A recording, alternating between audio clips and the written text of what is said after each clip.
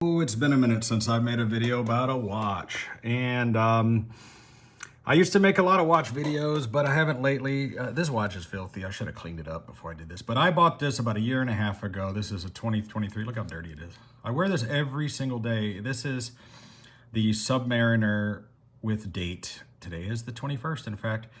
Now, this watch has had some damage that I'm going to repair. This pip up here, the pearl, has been damaged. And also, you can see the ceramic also got damaged when it got whacked. I think the previous generation was actually a bit stronger than these, because these ceramic ones shatter, whereas the old insert bezels would just scratch or dent, and they were cheap and easy to replace. These, I've seen these bezels selling for like $500. If you take it to Rolex, they're going to charge you a lot more to fix it. But otherwise, the watch is in good condition. It's got the normal wear and tear from wearing a watch every single day. But I've always wanted the no-date version, which was kind of harder to get. And because I don't really want this Cyclops sticking up there. See that, how that is? I could do without that. I don't need the date because we generally have our phones and things handy. And I like just the clean face of it. So through Bindi Jewelers in California, Bindi, I've got a connection there. They're just great. They sold me this watch last year, and I got this one. This is a brand new model 24 Rolex Submariner without date. So just got it delivered, and it is the reference of 124060, the 124060 or 124060, however you want to say that. Brand new. Got it for retail. I don't buy watches for premiums. I don't. Got this watch for retail, and it is the same watch basically, except without date. I like the clean face of this. So this is a brand new, unworn watch as far as I could tell. It's brand new, and it's been dealer prepared. I wish he would leave all the little stickers on there so I could peel all the little stickers off. I should have requested that. But he dealer prepared it for me, meaning he cleaned it up, he set the time, he removed the stickers. I wish he'd have left them on there though, honestly. But I know that it's a new watch. I mean, you could see there's no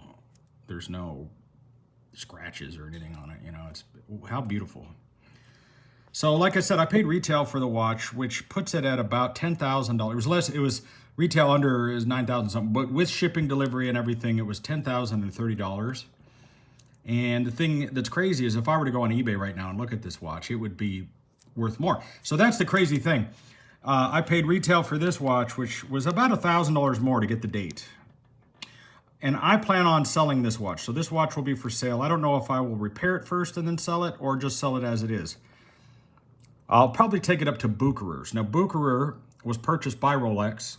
They're certified resellers. They would take this watch, send it back to Rolex, and Rolex would put a new bezel on it, polish it, refurbish it, and sell it as new. Because I always keep my box, my papers, my links, and every single thing.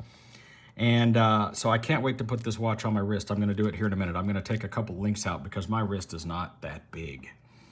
But, you know, this isn't that special of a unboxing. You've probably seen this watch lots. I just wanted to throw a shout out to Bindi Jewelers.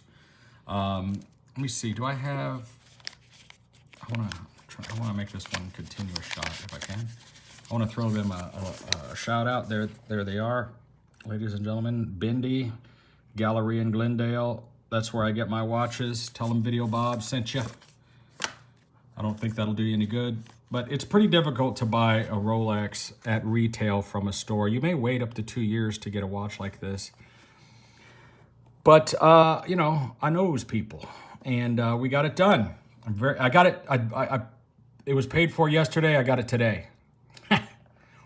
So very, very happy to have this watch. And it's funny, you know, I started off with a much more blingy watch, and I continuously seem to be more conservative and downsize the watches, which is ironic, you know. The first Rolex that I had was a two-tone version of the Submariner with the date, which is a much more expensive watch, you know.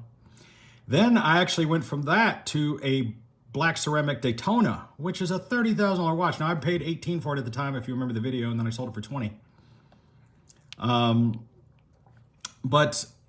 And then I went to the Sea Dweller, which is the thicker version of this.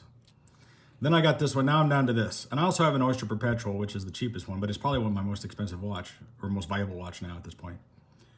So at $10,000 for a watch like this, I know that's a lot of money for a lot of people. But the way I do these things is I recycle. I'm actually going to make money on this watch. This watch will pay for this watch and give me money back. Because this watch sells for as much as $14,000, $15,000 in some cases, because people want to wait, get it now instead of waiting. Retail, the watch is $11,000, $12,000, but people will pay a premium to have it today on their wrist. If you were to walk into Buckaroo's down at Caesar's Forum and you wanted to walk out with this watch, if they had one, you'd probably pay at least $14,000, I would imagine. So, you know, they're willing to take a smaller margin on this because they know that it'll sell quick. This is the gold standard, I should say stainless steel standard of watches. Like if there's people out there that are watch collectors, and even they would have to agree, you know, they'll all tell you that there's a lot of other watches that are way better than the Rolex. They'll tell you why this watch or that watch is better. But if you don't have a Submariner in your collection, you're just not even in the game. You want to run around with the bikers and the hot rodders and the who's-its. You got to have at least the basic bottom-of-the-mill sub. There's people out there that'll argue with me about that, but growing up, whenever I saw a dude with a badass Harley or a hot rod driving a new Corvette and his girlfriend's got the big fake boobs, he had one of these watches on his wrist.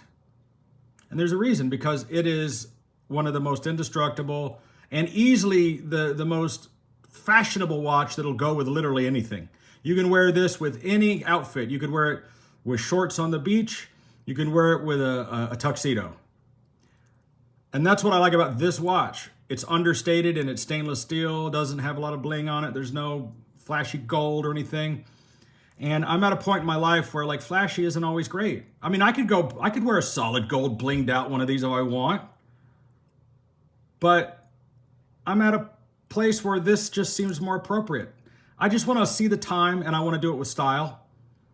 And even though I damaged this one, I whacked it against the concrete and it busted this thing, you know. It's still, you could run over these things with a truck. So just sharing with you my thoughts on these watches. By the way, these watches to me are money investments. This is the same thing as having money in the bank. I could take this watch without putting it on my wrist and sell it today for a profit. That's how hard it is to get a retail Rolex. So just sharing this with you guys, because I know some of you used to really like my watch videos that I used to do. I'm not tearing into it or doing anything special. I'm just talking about it. So most of you already know this information, but if you happen to be watching this and you say, hey, I'm thinking about buying a watch, this is the one you want. If you want to get into the watch game. Now, if you don't have this kind of money, you can start with an Omega or something like that. You're going to spend about half as much or less. But if you want to get into the Rolex game, this is the one to get. Spend the extra money. Just trust me. You know, there's other watches you could get for a little bit less money. But you get the solid links with the glide lock clasp. You get a new one of these. If you can find one of these for a reasonable price, it's money in the bank. It's like having gold. It's actually better than gold, because gold, the prices go down. Rolexes don't go down. Okay, I took a couple of links out. Here it is on the wrist. Everybody likes to see the watch on the wrist. And there it is on my hairy, scrawny, beat up wrist of my beat up mechanic hands. There it is. It looks fantastic, and I just like it clean. It's nice and clean. I like it so much. Thank you so much, Bindi Jewelers. And I hope you too get to enjoy the wonderful experience of owning a fine Swiss-made Rolex watch. I've been wearing now every day of my life since 2004 for 20 years. And I don't regret it. Thank you.